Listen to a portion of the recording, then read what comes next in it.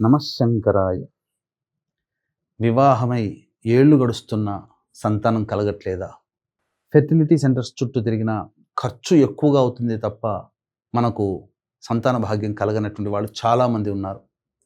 అలాగే వంశాన్ని ఉద్ధరించే సంతానం కూడా కావాలని కలలు కంటుంటుంటారు. అయితే చాలామందికి తెలియనటువంటి విషయం ఏంటనంటే, ఏ కుటుంబంలోనైతే పంచశాప ప్రభావాలు ఉంటాయో ఆ కుటుంబంలో ఈ పంచశాప ప్రభావాల వలన వంశము ముందుకు జరగడానికి అనగా ముందుకు వెళ్ళడానికి అవకాశానికి ఏర్పడదు, అవరోధాలు ఏర్పడతాయి.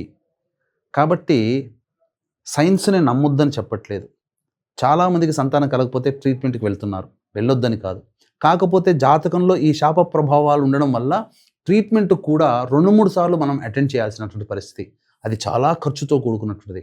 కాబట్టి దయచేసి ఈ యొక్క పంచశాప నివృత్తి అనగా మీ కుటుంబంలో తండ్రి వైపు లేదా భర్త వైపు 6 తరాలు, తల్లి వైపు లేదా భార్య వైపు 6 తరాల్లో దుర్మరణాలు గనక ఉంటే ఈ పంచశాప ప్రభావాలు ఉన్నట్టే లెక్క.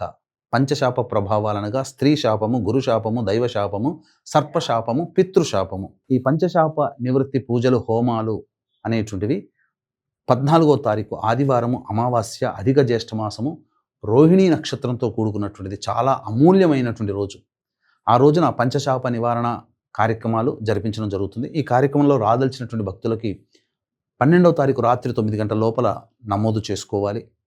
13వ తారీఖు రోజున బయలుదేరుతాం. 14 కార్యక్రమం జరిపించుకొని 15వ తారీఖు కల్లా మనం ఇక్కడ ఉంటాం.